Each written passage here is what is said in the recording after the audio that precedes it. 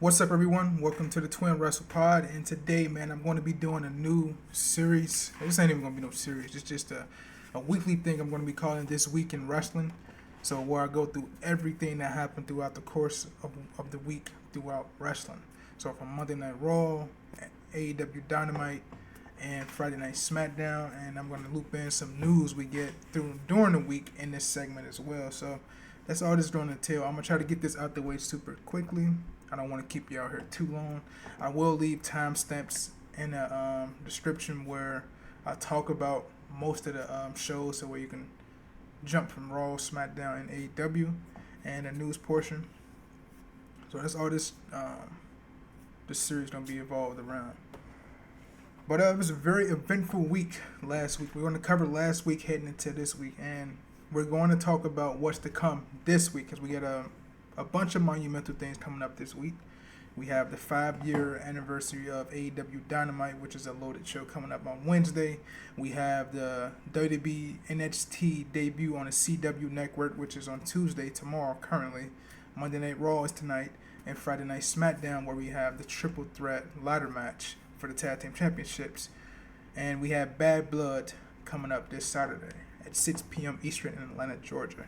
So we're going to jump right into this, and we're going to start with the news portion that we had got last week. So remember I told you guys a couple videos ago about the Lucha Bros signing with WWE, but that turned out to be a little bit of a jumping of the gun from, I think, WrestleVotes might have reported it on Twitter, and everybody went with it. But the next day, or a couple hours after that, that news was shot down that Lucha Bros are still currently contracted to AEW, and they have told AEW that they're free to work and are willing to work, but AEW hasn't had to put them on anything. So they have not signed with WWE, and I think I'm not quoting. Let me see the update here. Okay, Dave Meltzer recently reported that Tony Khan has added nearly a year's worth of injury time to Rey Fenix's contract. So if you remember, when Rey Fenix broke his arm, like on that first Dynamite of January, I think last year, in that match with Jungle Boy and Luchasaurus for the Tag Team Championships where they lost. So he added that time he was out from a broken arm, and then the most recent time, I think the last time we saw him was this past September when he fought John Moxley at, might have been last, like, I don't want to say Grand Slam, but when they fought for the International Championship, and then John Moxley got concussed outside, and like in the very beginning of that match. After that, Rey Fenix held the International Championship for probably, I want to say, a couple weeks, and then he was off of TV, he got hurt. So Tony Khan essentially added that time from his injuries onto his contract, so he got a year's worth of time extended on his contract. So Rey Fenix will not be, as far as the report, he will not be nowhere near a debut in WWE no time soon. Not saying that for Penta. Penta hasn't missed no time. If you remember, Rey Fenix, while he was out, Penta was doing any and whatever they had him doing on AEW. I think the last thing I saw Penta doing was that match with Adam Copeland for the TNT Championship before Adam Copeland got hurt back in May at Double or Nothing. That's the last time I seen Penta doing anything of note. So, as of the report, they will not be debuting in WWE as of recent. But we'll see. Time will tell with Penta. I feel like they can do something with the WWE machine behind both of these guys, particularly Penta. They can do something special. The marketability is there. If you watch his run in Lucha Underground, and if you watch his run in even the Impact, it was sort of like the Lucha Underground run, but like on a lesser scale when he's with Impact. But that Impact did pretty well with him too. So I think WWE can do wonders with Penta. I'm a big Penta guy. I told you guys this previously on the channel. So if he comes in and get a singles run and gets on the main roster, there's a lot of marketability behind him with masks, gloves, attire, face paint, whatever you name it. So I think Penta, if he does sign with WWE on a solo deal for the time being, he'll be in a good spot. And that does on the news front. Also, a bit of news, we have Friday Night SmackDown is going to be 3 hours, and I think January, I believe. Let's look this up now. Let me see.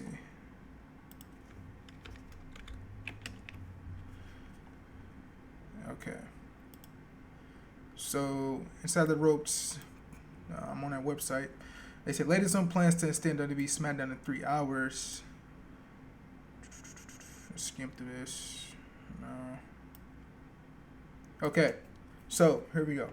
Plans are in motion to extend SmackDown 3 hours at the beginning of 2025. So January 2025, they're thinking about extending SmackDown from 2 hours to 3 hours.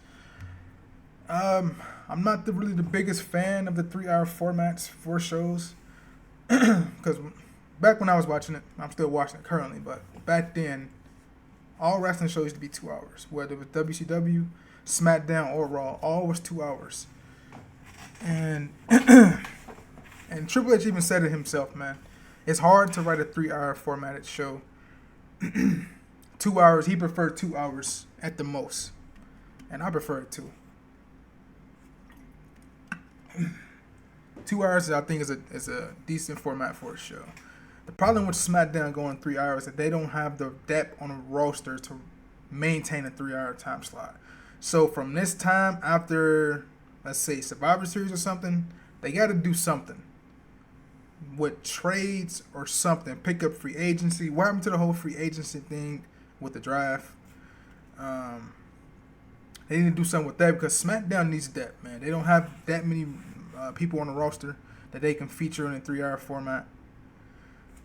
Especially in that mid card, they don't really have as many heels. Only heel really you got is the Bloodline. Really, Carmelo Hayes is a heel, but that's really about it for real. When you pin everything out like that, so they need to make some moves, man. If they don't have this 3 hour format under consideration and be it official, they need to make some moves on the SmackDown roster. Whether they being trade for somebody on Raw, like a Drew McIntyre after his feud with CM Punk. I'll say American made as well, because they have been losing a lot. And we're going to get into this. They won their first match on Monday Night Raw for the first time. They've been losing since they've been together. Get them off of Monday Night Raw, because Chad Gable can't do nothing in that mid-card division at this point. You can put him on SmackDown. He can do something there, possibly do something with LA Knight, if LA Knight hold the championship for however long he's going to hold it. But get him off of Raw.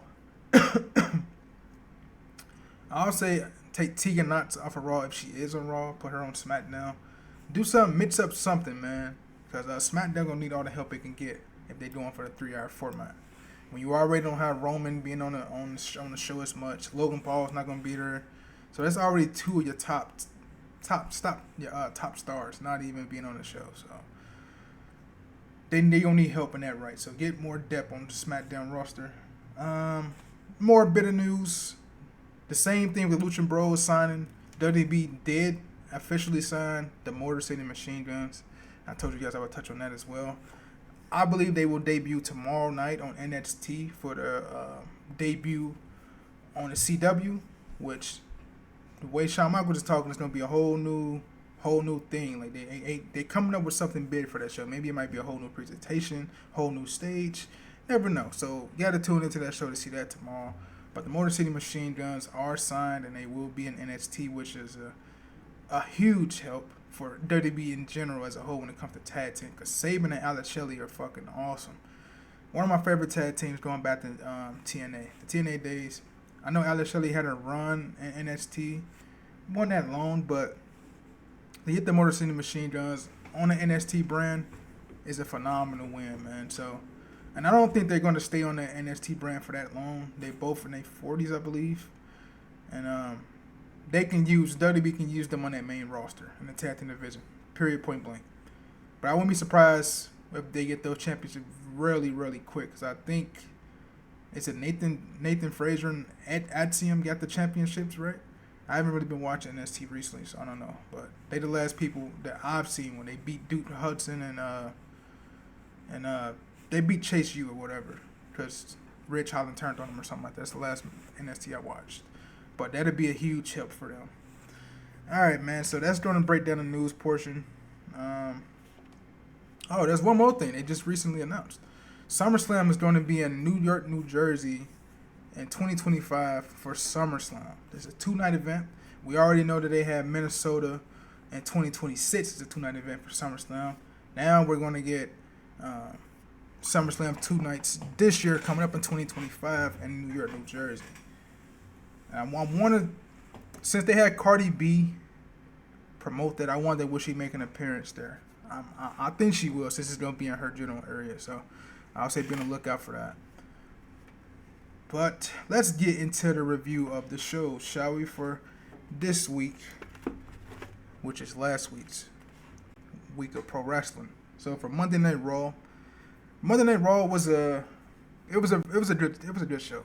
Okay, headlined by Jey Uso and Braun Breaker was the match to watch. Okay, I really enjoyed Damage Control versus the Unholy Union because Io Sky has been fucking killing it, dog. Like, ain't no surprise here. We all know how great she is, but man, she carried that match. That's all I'm gonna say about that.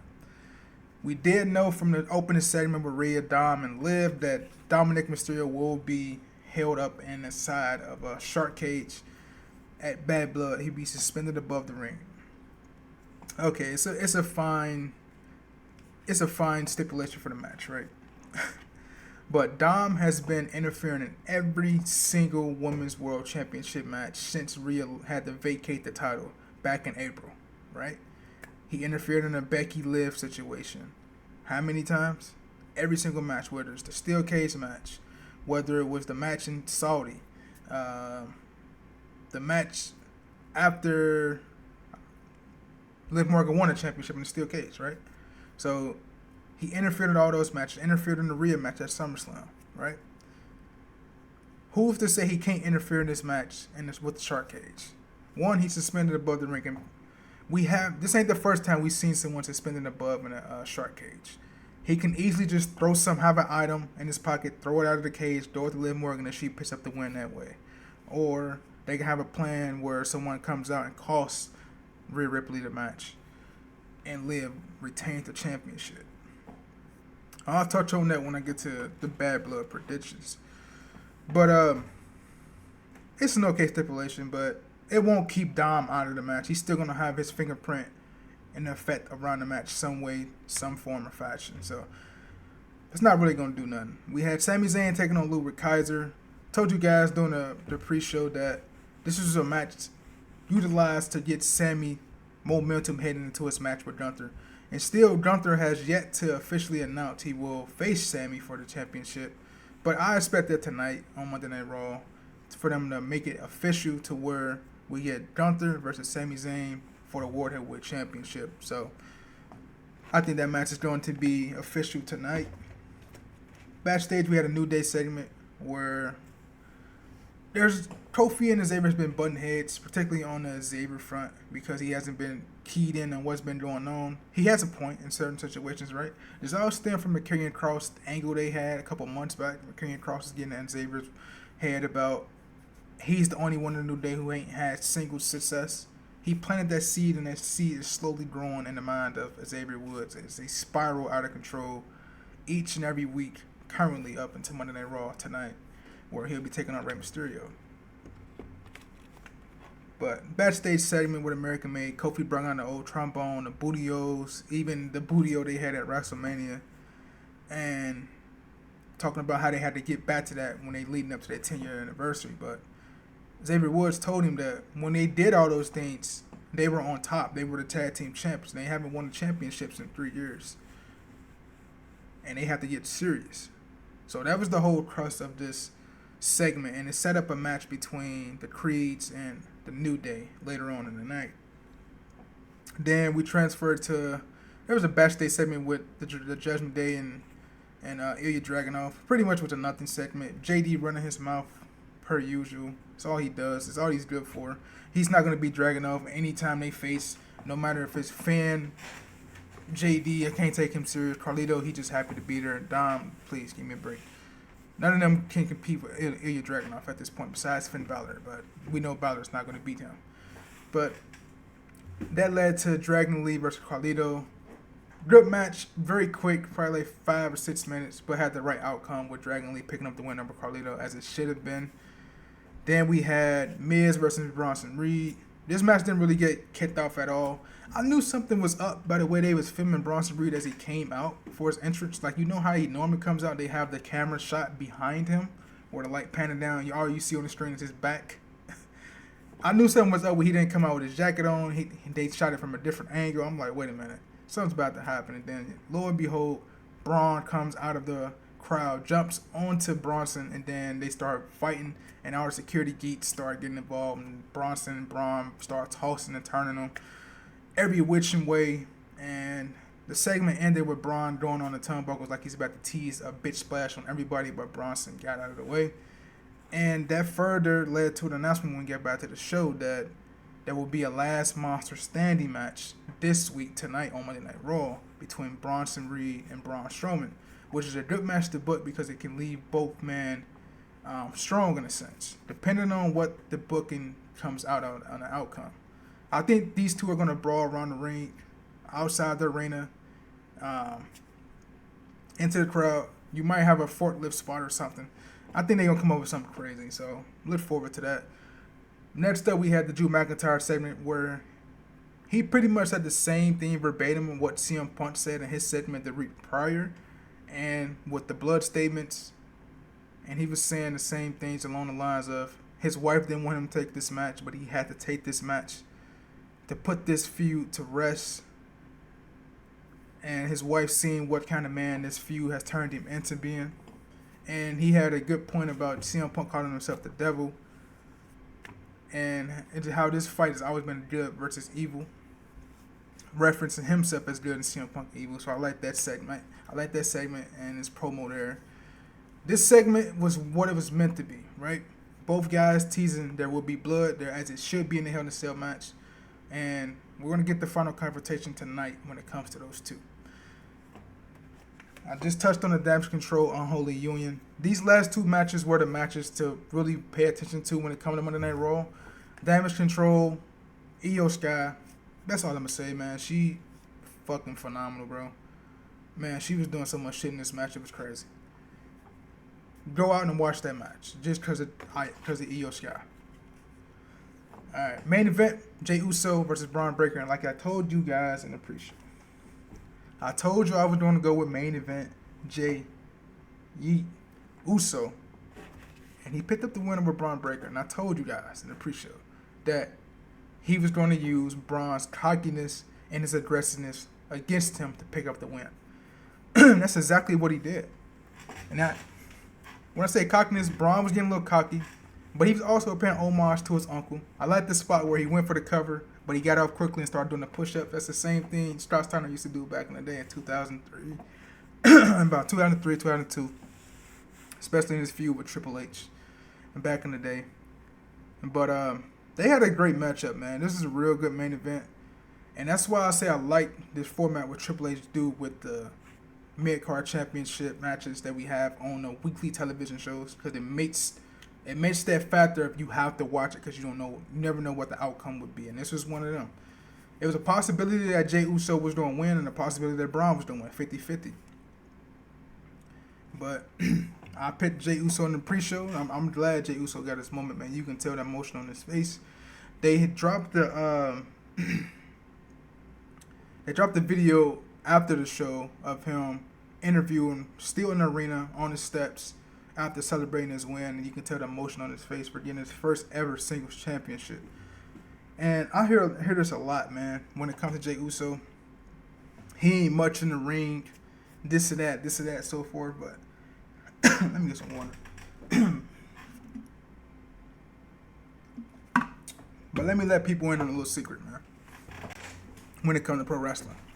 Pro wrestling ain't always about how many moves you can do, how great you are in the ring. Pro wrestling always comes down to character work. You can be good in the ring, right? But it overall comes to your character work and how over you are. Jey Uso's character work and the amount of way his character is over at this moment supersedes everything he can do in the ring. And by all means, Jey Uso ain't bad in the ring, brother. I'm just gonna say that for a fact, okay? So we can dead that conversation about him not being that great in the ring. He don't need to be that great in the ring. Hogan wasn't that great in the ring, and his heyday when he's on top because he didn't need to do that stuff. Leg drop, big boot, Hulk up, punch, big boot, leg drop, boom, that's it. That's all you needed. Stone Cold when he was in his heyday. Looped ass press, the elbows, the stumps. He didn't have to do too much. Stone Cold Stunner. 1, 2, 3, pin. He's over like Rover. You don't need to do too much, man. Same thing with The Rock. People's elbow rock bottom. I can go on and so forth. So I'm not comparing him to them. I'm just using them as a comparison, as the fact that you don't have to do super crazy stuff in the ring. Less is more. Listen to Undertaker. He'll tell you the same thing. But great win for Jey Uso, man. I want to see what he do tonight on Monday Night Raw. Maybe kick off the show, but he earned his fucking victory, man. He earned this singles championship from where he came from in the pandemic when Jimmy got hurt, and the whole main event. Jey Uso took off after that. So he's been working from the pandemic to now. So why not give him that IC strap, man? And he ain't gotta hold it that long, bro. He can hold it for a few months. What the fuck is that gonna do? Braun Breaker's still gonna. This can make Braun Breaker into a more pissed off, angry beast because he lost the championship. He got too cocky and it cost him. To tell that story, let him run through people for a while and to fight his way back up and get an eventual shot at the IC championship, because that's exactly what he said in the promo segment before that, right? So you can do that same thing here, man. Alright, man, let's head over to AEW Dynamite, okay? Grand Slam. And when I talk about Grand Slam, man, it's crazy to see where this show has come from at the beginning of its infancy to now. I think this might have been, the third Grand Slam? Fourth? I can't remember. It might have been the fourth Grand Slam. But from where that first one was awesome. It was a great show. That first one with Danielson and Omega, bro, you can feel the electric in that arena. Even watching it on TV, I can just imagine how it was in that arena. And for me to feel that arena, like now, from that show to now, it's progressively got smaller. Like the arena ain't as filled as it used to be, but the match qualities are always good. That's the good thing with AEW. The match qualities are always good for the most part. They're never really that many bad matches. So this show kicked off with Nigel McGuinness versus Bryan Danielson. This was an awesome matches. This I don't call it pay-per-view, but it's pay-per-view quality. Okay, this show had at least about 3 good matches. Let me count. How many matches I got? That's great. Yeah, 3 great matches on here. Okay, and this was the start of it. Nigel McGuinness and Bryan Danielson. This was well worth the wait. Just the build of it wasn't, as it should have been for how long these two haven't faced each other in such a long time, and it just came about in a matter of 2 weeks. You can't capsulize a rivalry like this that had so much history in 2 weeks, man. That's my only critique, okay, with the build-up with this. But this was definitely a pay-per-view match. You have to go out and watch this match when it comes to Grand Slam. This is one of 3 matches you should watch. I'm not going to go over the spots or nothing like that. But this was a fantastic match from both. Danielson made him tap out with a LeBell lock. And I would say there will be a sequel for them too, but by the way that it ended, I don't believe it will be. This is a match worthy of a pay-per-view, like one of AEW's big pay-per-view, like a Full Gear or something, or all in like we had recently in London.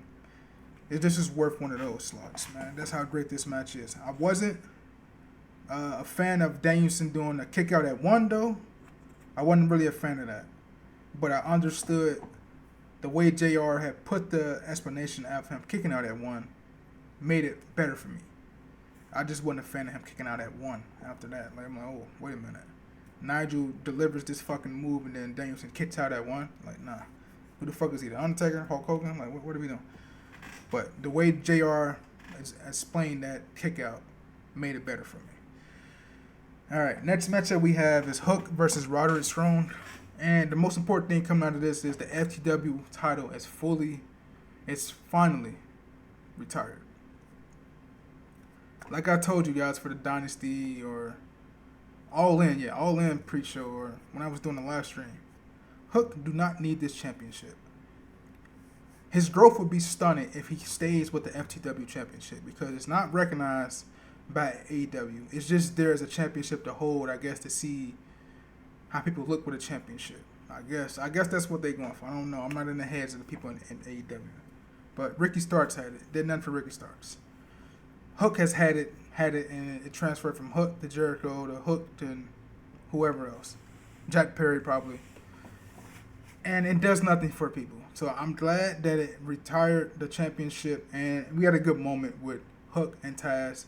Hook giving the championship to his pops and them hugging it out in a very place I think that the championship debuted, if I remember, of what they said on the commentary. So I'm glad this championship is retired. Hopefully Hook can go on and do better things, possibly doing that TNT championship scene or international championship scene or continental championship scene.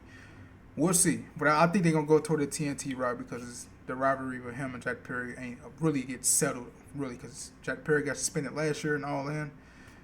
And they never could finish that, so it might be the next route for Jack Perry and Hook. And then our next phenomenal match we have was the United Empire, Kyle Fletcher and Will Ospreay taking on the Young Bucks. This is possibly the best Young Bucks match they don't had in a very long time. I thought their match with Sting was Sting and Darby was great too. So I would say that's probably been the best match they don't have since that match with Darby and Sting at Revolution. I'm not gonna recall the spots. It's just one of the matches you have to watch. Will Ospreay was a beast doing his thing in there. Just Will Ospreay. I'm gonna just say that we know what to expect when it comes to Will Ospreay. Kyle Fletcher held his own for sure. Like him and Ospreay's chemistry is phenomenal. And I want to know what's the update on their other United Empire teammate. I forget his name, but the bigger guy. It seems like he's been out for almost like a year and a half now, bro. But I want to see him come back and have these three all together, man. Because I want Kyle Fletcher to be out of that damn Don Callis family. Don Callis family does nothing for anyone at this point, bro. This is a dead faction. Once Kenny Omega went down, that faction was over with, really, to be honest. Young Bucks were good, too. My thing with this match is I just wasn't a fan of the finish, right? So, Don Callis is on commentary for this match, right? And he leaves, toward the end of the match, he leaves the commentary table and he gives Kyle Fletcher the screwdriver. The screwdriver he tried to give Will Ospreay when Will Ospreay was doing this match against Swerve back at Forbidden Door. And Will Ospreay wouldn't use it, right? So Kyle Fletcher's about to get in the ring and use the screwdriver on one of the butts. And Will Ospreay stops him. And then that ends up causing the whole thing, and then the Young Bucks win based off that, right? My thing with this is, man, during that match, Kyle Fletcher and Will Ospreay was holding their own. They was never in that match where they were struggling or anything like that to put the Bucks away. They all it probably took was another move to put the Bucks away and win the championships. So for Don Callis to get himself involved, right, it really diminished the match for me. I understand why they did it to further the storyline, but with the history that Kyle Fletcher and Will Ospreay have, I don't see how Kyle Fletcher can have a problem with Will Ospreay interfering with him using the screwdriver. Like, dude, y'all been together for so long, and you ain't been with Don Callis for what? About to be close to a year now? With the Don Callis family? So, you've known Will Ospreay way longer than you know Don Callis. So why would you not listen to the guy you have that much history with as opposed to the guy you just got with not too long ago? So I did not like that finish. If anything, they teased that Konosuke Takeshita start off with Will Ospreay last week. I thought they would have had Takeshita come out there and do something that cost them the match. That would have made more sense because you had that face off with him and Ospreay last week during the segment when they announced they were going to face. They were going to be in a tag team. What did they call it? Battle Royal or whatever. I just wasn't a fan of Don Callis using that screwdriver and trying to interfere in the match. Like, they didn't need that finish at all, man. I get where they're going for the story purposes, but they just didn't need that. It was very unwarranted. Like, unwarranted in my opinion. And I'm getting sick of that finish with Don Callis now. I really am. Not a fan of it at all, man. But the Bucks ended up winning that match and retaining their championships. At this point, I don't know who's going to beat the Bucks at this point. You do the Outrunners? I like their gimmick. They're very retro. They getting over with the crowd because they're organic. I like them. But in that tag team division, there's no other teams. There's no other teams that you can physically see beating the Young Bucks at this point for those championships. FTR, we've been there. The Acclaimed was supposed to have a one-on-one exchange with them. Never ended up coming to fruition because they had to add FTR in there for All In. The Grizzled Young Vets, I don't take them serious as no tag team kind of contenders to beat the Bucks. I don't take them serious at all. So I really don't see who's going to be in that role to take those championships off the Bucks, man. So, yeah, I didn't like the finish just based on the Don Callis situation. But it's still a good match. You should go out to watch it. This is just 2 of the 3 matches you should watch. Next up, we have Prince Nana coming out there to give us an update on Swerve. And he came out there and he said, mentally, Swerve will be back next week if he could. Or tonight if he could. Referencing the Dynamite show tonight. But physically, he can't be there. He just all beat up, right? But he's going to come back better, bigger, and better than ever. And that brought out the debut of MVP, who just recently got his contract up last month. His contract just ended last month with WWE. And now he debuted on AEW television and interrupted Prince Nana. And told Prince Nana to let Swerve know that he's open for business. That was the ending line. So, a tease of the Hurt Business, right? And a possible tease with a match between Swerve and the Almighty Bobby Lashley. I don't know how I feel about that, man, because I don't know. I think Bobby Lashley gonna fit. I'm a big Bobby Lashley guy. Just with Tony Khan's booking of Big Man, I'm not really my confidence in his booking is not there when it comes to Big Man. He's given us a lot not to value when it comes to the Big Man. So I don't know how I feel about Lashley going there, man. But WB1, Triple H one trying to use him, so you gotta try your hat somewhere. So AEW is possibly the destination he's gonna go. Ain't no word, no update on that situation at all, so we don't know. But I'm intrigued with a Swerve and Bobby Lashley feud going into the fall, possibly.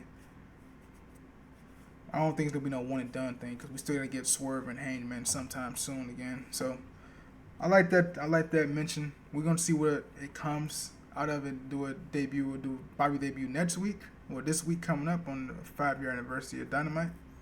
Don't know. We just have to see. But I'm intrigued to see where that goes. And I hope Swerve don't come back like super quick because he only been out 2 weeks probably since All Out. And I think Hangman should win that championship and you get someone him or Swerve, but ain't no telling where they gonna be doing with the booking, so that's why you have to tune in, man. But I don't know. We'll see. And next up we have Mariah May taking on Yuka Sakazaki, whatever her name is. I think that's how you pronounce her name. I don't want to butcher her name. Mariah May is champ. It's a little flat so far. She ain't really getting, like when I watched it, she wasn't really getting that much of a reaction. She was getting some reaction, but not that much. I think they just pretty much waiting for Mina to come back, and she ended up coming back at the end of this show. I mean, at the end of this segment right here, this matchup. And a bit of weird things happening. So Willow ended up coming out there and making the save for Yuka before Tony was trying to hit her, before Mariah was trying to hit her with the championship. So I didn't know that Yuka and Willow teamed up in Stardom, I guess. So Mina came out at the end, and her and Mariah reunited, hugged or whatever. So I'm thinking what is this going to tease is a tag team matchup with Willow and Yuka taking on Mina and Mariah. And we get a turn by Mariah on Mina, and then that sets up the match with her and Mina sometime later on, possibly at Wrestle Dream or something. So I think that's where that's going to go. But I think they're just waiting for Tony Storm to come back. I don't see Mariah May holding the championship for too much longer. I say you probably put it back on Tony Storm because I think you get more valuable matchups and storylines with Tony Storm at the champ than you do with Mariah May at the champ, which is not a bad thing. Mariah May and Tony Storm had the best feud, the best storyline in AEW for the summer, so it served its purpose. But we had to circle our way back to it, and eventually get that championship back on Tony Storm, where we can possibly see a Jamie Hayter assert her hat in there, a Britt Baker possibly, Deonna Purrazzo, Thunder Rosa. The list goes on. All right, man. We're going to go to our main event. We had Jon Moxley taking on Darby Allin. Okay. Then this was the final great match that you should watch when it comes to this show. Moxley just looks like a fucking star, man. He got that bald head with the stubble joint going on. And this new version of the Blackpool Combat Club with Pac, Claudio, Willer Yuta wasn't out there. Marina Shafir. And this match with Darby, man, I just don't know where AEW is going with the booking, right? Because Darby won his championship opportunity in the gauntlet match, whatever. I don't know the match AEW calls it, but he won his championship opportunity there. And then Bryan Danielson got took out after he retained his championship. Only for Moxley to turn around and challenge Darby for his championship opportunity, and then he ended up beating Darby in the main event. I love the finish with the Death Rider from the top rope. I love that finish. That was awesome, and it was perfect just the way they hit it. So now Moxley, he faces Danielson at Wrestle Dream for the AEW World Championship. I don't know where they go with this. Do you put the championship back on Moxley? If not, do we lose? How do he lose? Do we lose clean to Danielson? I don't know where they go with this, so I'm intrigued to see what the hell happens. What happens with Darby? I don't know, man. I just thought this match was weird. Like, everything with the booking is so weird. So right now it's all over the place. You don't know, like, no definitive thing, and possibly that's a good thing, man. We out the nose, so they keep him kayfabe, I guess. But this match was a great match. Definitely should watch it because of this. Watch it for the Nigel. Watch this show for Nigel McGuinness versus Bryan Danielson, Will Ospreay and Kyle Fletcher versus the Butts, and Moxley versus Darby Allin. 3 great, phenomenal matches. Just don't understand the booking of the last 2 of those matches and where we're going to go with that. But AEW Dynamite was a fabulous show. Grand Slam, they always deliver. I didn't watch Grand Slam Collision, so I can briefly go through the notes of that right now, actually, while we're here. Hopefully, I know Big Bill, they put like a 6-man tag match with the Learning Tree taking on their conglomerate, Orange Cassidy, Kyle O'Reilly, and Mark Briscoe. So let me look at these results right now on case seats. Yeah, we had Jamie Hayter versus Saraya in a Saraya rules match, which, what the fuck is that? Jamie Hayter won that match, which is not a surprise. She should have won this match. The Learning Tree defeats their conglomerate. Alright, let's see. Oh no. Okay, so oh no. We got more fucking Chris Jericho. My thing with this match, okay, is why do we have to circle back to this matchup from 3 fucking years ago with Jericho and Orange Cassidy? Can we get other people on the TV show as opposed to Chris Jericho? Please, for the love of God. So now, Jericho, Big Bill chokeslammed Mark Briscoe, and Jericho came in and got the pin. And now he signaled that he wants the Ring of Honor World Championship. Bro, why do Tony Khan feel the need to have Chris Jericho on every single thing, bro? I love the guy, right? But it's like, man, like, can we get some other people some shine on this show, man? AEW is so loaded when it comes to that roster. Why do we have to keep featuring Chris Jericho? Let's let him breathe for a while. Let him be off TV for a couple months to just help backstage. Even with this learning tree shit, it's not doing shit for Big Bill. It's not doing shit for the bounty hunter dude. So it's like, what are we doing here? Jericho's the only one in this group getting shine, bruh.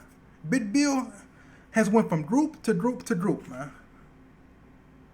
Dude's in phenomenal shape. He's 7 feet tall. You can't teach that. And yet he gets no opportunity to do nothing but be the heavy and be the muscle. He just like stereotyped in a certain role, bro. This is what I mean with the big man in AEW. Tony Khan do not do anything with the big man in AEW.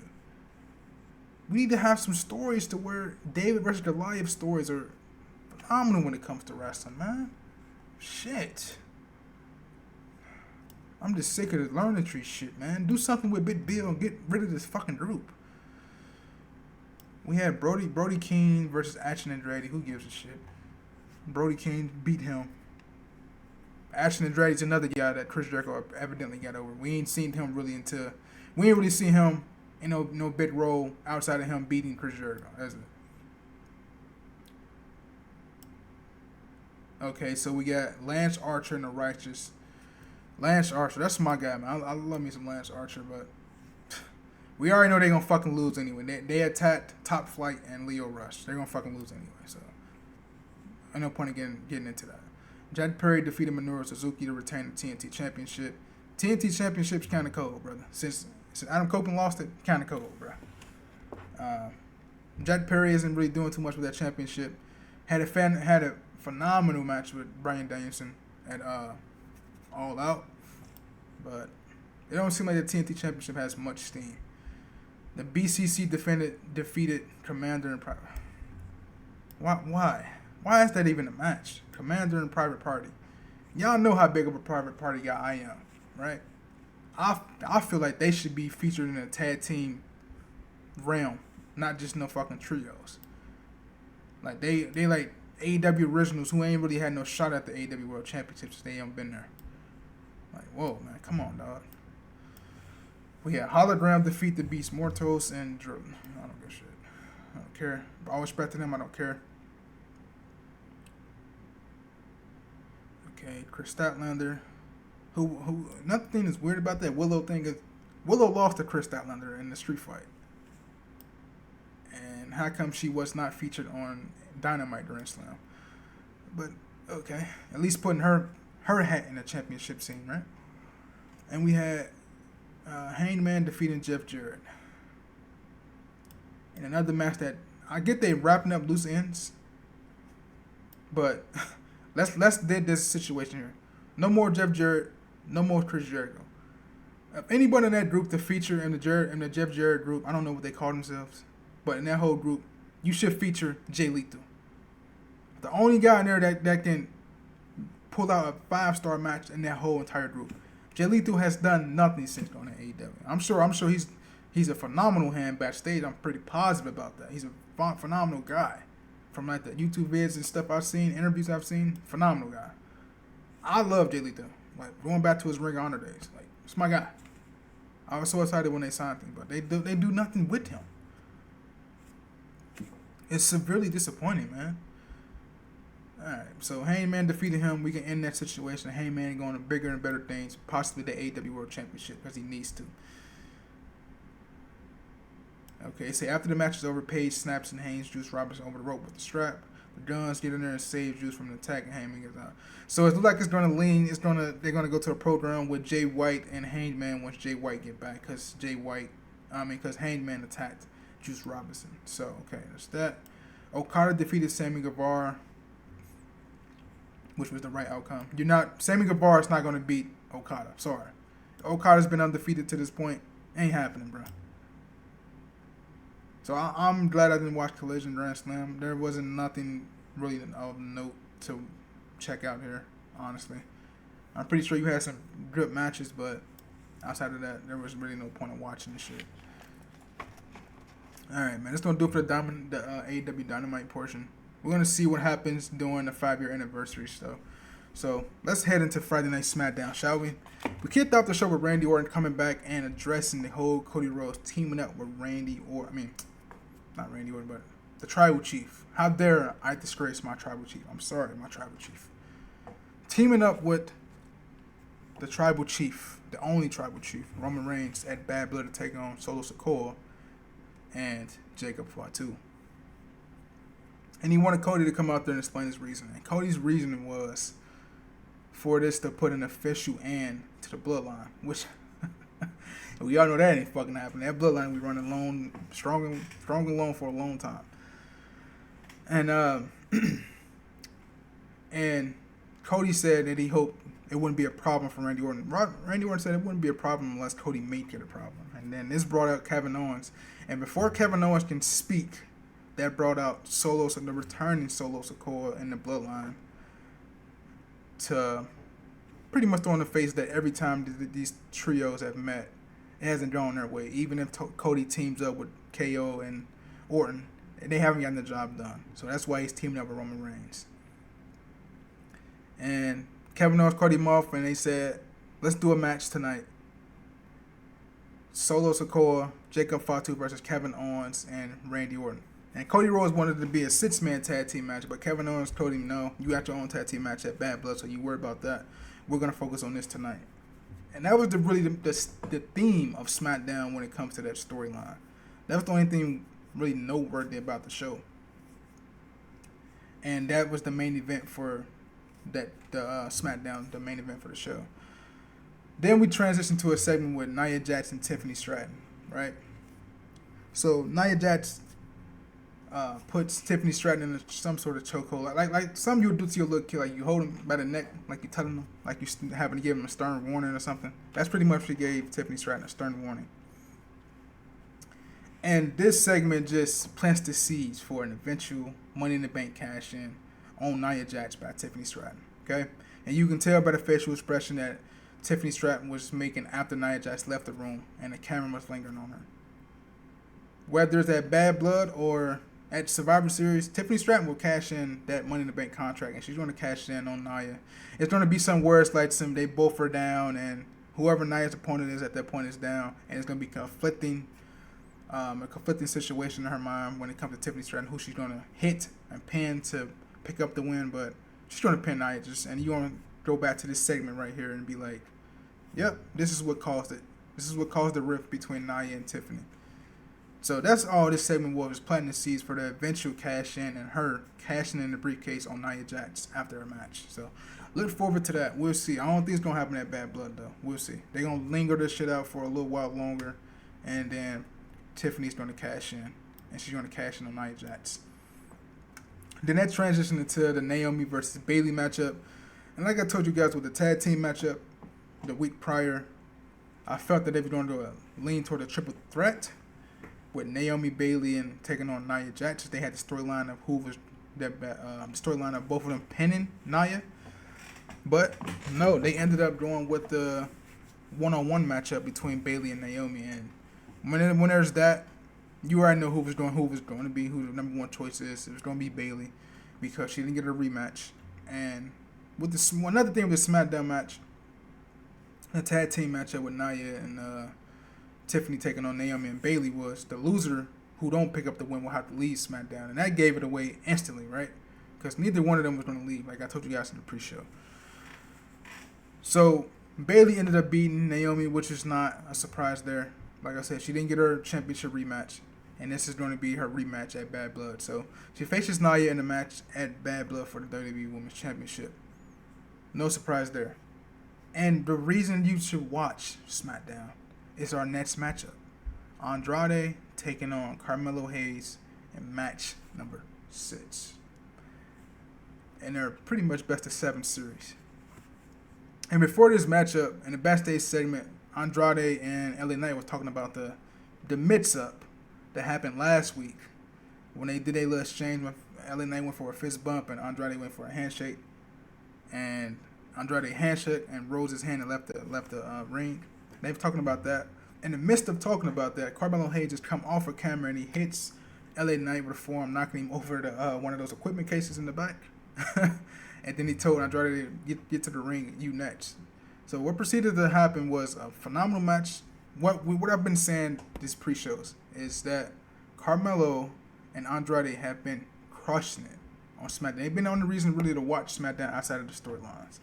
And comes to match, the in-ring, Carmelo and Andrade has been the MVPs of SmackDown. This match was no different. They went about 17, 18, close to 20 minutes. And the way they set this win up for Carmelo Hayes was awesome. LA Knight came out there doing like the last 35 to 45 seconds of the match. And that caused a distraction for Andrade. He was trying to prevent LA Knight from coming in the ring and hitting Melo to help Melo win the match. Even though when that was literally the case. So when Andrade was distracted trying to hold LA Knight back from getting in the ring and hit Carmelo, Carmelo rolled up Andrade, pinned him, and got the 1-2-3, and he tied the series 3-3. Now we're going to go to a 7 match, but ain't no telling when. It's going to be on SmackDown. It's going to be on a pay-per-view. They deserve a pay-per-view because they've been delivering bangers. One spot in this matchup was Andrade was going for a superplex, and while in mid-air, Carmelo turned it into like some sort of cutter, but he only got a 2 count out of that. That was a phenomenal counter. I haven't seen that counter in a while. It's kind of like if Kevin Owens were like somebody trying to put Kevin Owens on the turnbuckles, and he quickly grabs him like in a fisherman hook suplex position and drives him. But Carmelo Hayes just flipped it in mid-air and did a cutter, so I thought it was pretty cool. This is the only match to watch on SmackDown, okay? Only match to watch. Next up, we had Michin taking on Piper Niven, and what this match was essentially was, since we have Michin taking on Chelsea Green this week coming up in a dumpster match.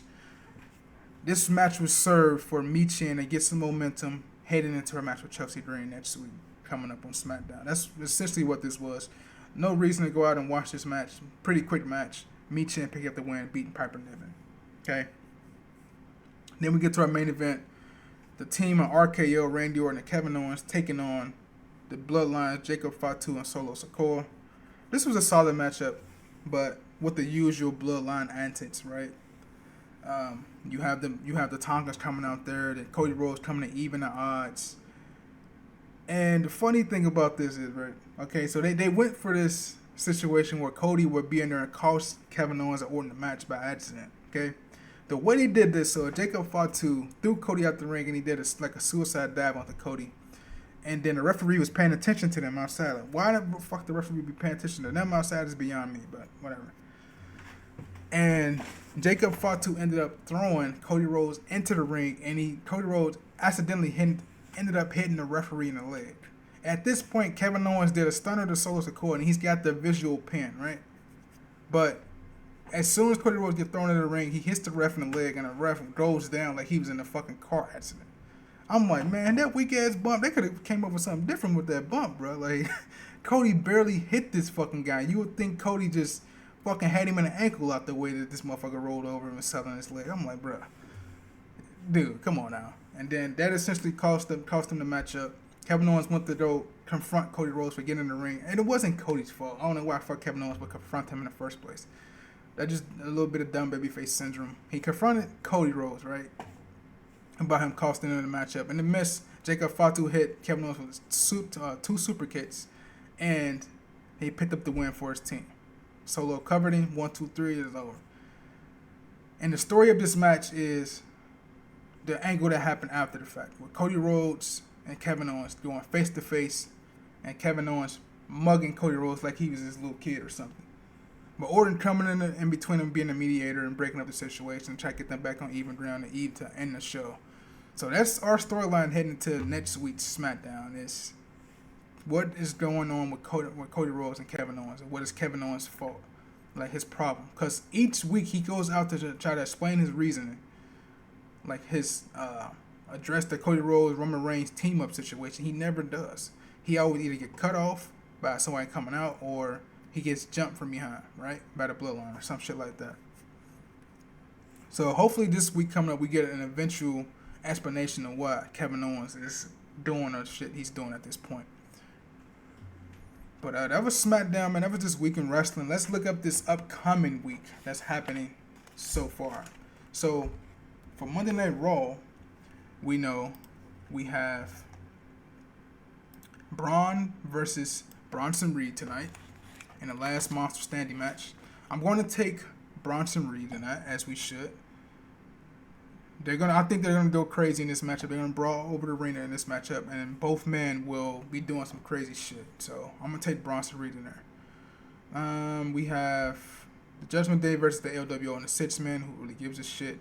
It depends on the members of the Judgment Day. We have Dom, JD, and Carlito taking on Dragon Lee and the rest of the LWO. Cruz del Toro and Joaquin Wild. That's really up in the air. We have Kofi Kingston taking on Chad Gable. We have Rey Mysterio taking on Xavier Woods. Zoe Stark taking on Lyra Valkyria. And CM Punk and Drew McIntyre final one-on-one confrontation before Hell in a Cell. Alright, my results for these matches, I'm gonna take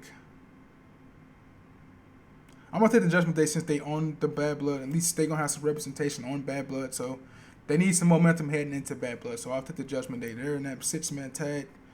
I'm gonna take Kofi Kingston over Chad Gable, but I would like Chad Gable to win this match. With Xavier Woods coming out there trying to help him out, but he ended up costing him the matchup, something like that. And then with Rey Mysterio taking on Xavier Woods. With LWO taking the loss earlier in the night, I think Rey Mysterio should win this match to at least even it out and balance it out a little bit. And then you have that further descent into madness for Xavier Woods. So you have this storyline to continue. So I'm going to take Rey Mysterio on that one. Lyra Valkyria taking on Zoe Stark. I don't know. I'll just say Zoe Stark for the sake of they had a vignette play for Pure Fusion Collective last Monday night. So I'll say they'll do that just based on that. Okay, I'll take Zoe Stark there. More things to come up from Monday Night Raw tonight. We have the situation with Gunther and Sammy. What's going to happen there? What's going to happen with Braun Breaker? What's his response after losing the IC Championship in the main event? Jey Uso will appear, so I think Braun will probably confront him about that.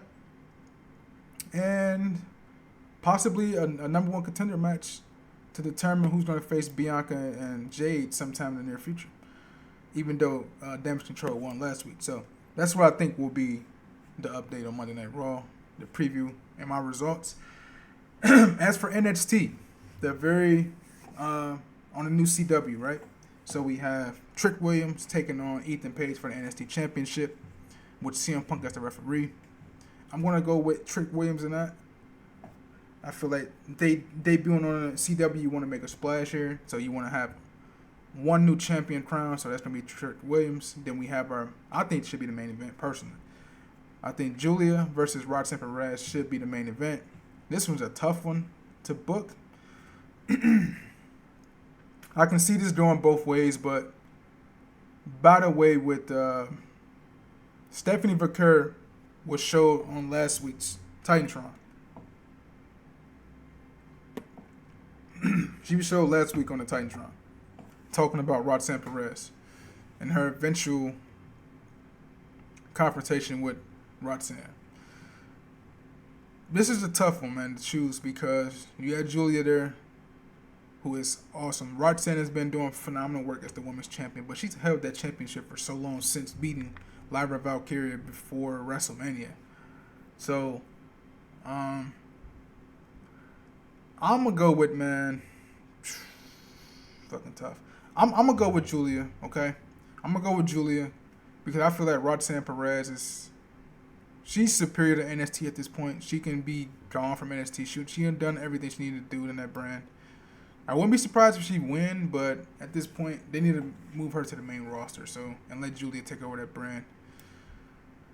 So I'll take Julia, but something in my heart tells me Roxanne's gonna return that championship though.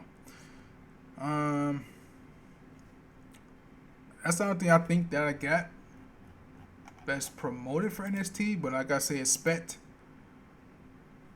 the Motor City Machine Guns to pop up on NXT for sure. That's one thing I'll say expect.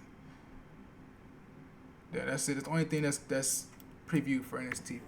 And for SmackDown, we do know that we have the triple threat ladder match with the Street Profits taking on DIY, taking on the Bloodline, and a ladder match for the WWE Tag Team Championships.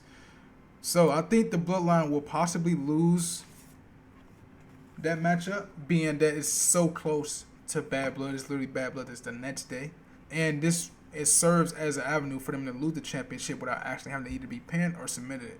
So it keeps them strong in the process. And I think the Street Profits will win this championships because they haven't won a championship, and as long as the New Day hasn't won championships, right? So why not put the championships on them, right? Y'all ain't putting too much. Y'all putting a lot of booking behind them as of recently. So I will say Street Profits for the win here. I'll be surprised if the Bloodline retain the championships, but I think Kevin Owens and I think Randy Orton will have something to say about that. So I'm gonna take the Street Profits in that matchup, and we gotta see what comes out of Bad Blood, man. So I don't know how many matches we got, but as of far right now, we have, I want to say 6 matches, right? Let's see.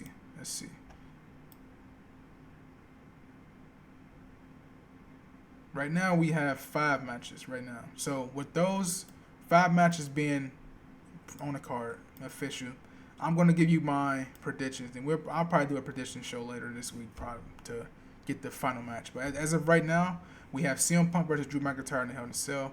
We have Damian Priest and Finn Balor. We have the Women's World Champion match between Liv Morgan and Rhea Ripley with Dirty Dom hanging suspended up high in a shark cage. Cody Rhodes and Roman Reigns taking on the team of Solo Sikoa and Jacob Fatu. And the WWE Women's Championship, Nia Jax defending her title against Bayley.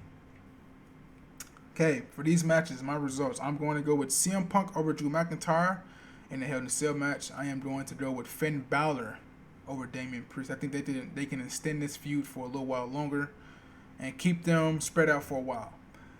And I'm going to take Liv Morgan over Rhea Ripley because I think Dom is going to play a factor. He can drop something from that cage, or possibly they have someone out there help Liv Morgan beat Rhea, and you keep this feud going because after this, Rhea don't have nobody to, like, if she hit the championship, it's a wrap for whoever in that division because there's nobody else who's going to be like on her level unless you do an Io Sky or something like that. But I don't think they don't go back. They don't go to that too soon.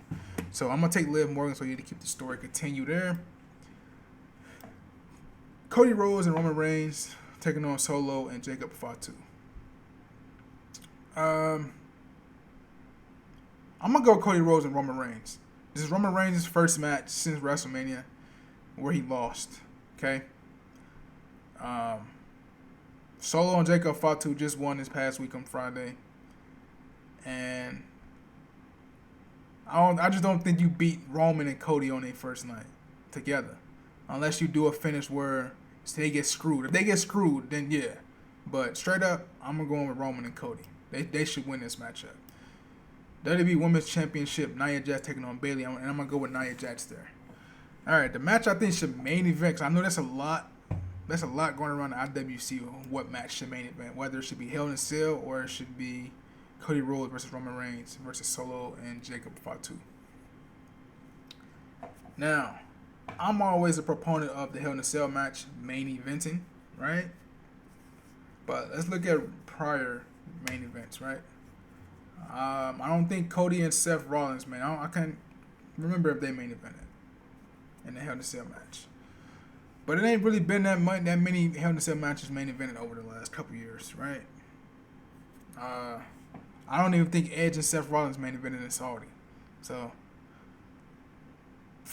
if I were to choose a match to main event,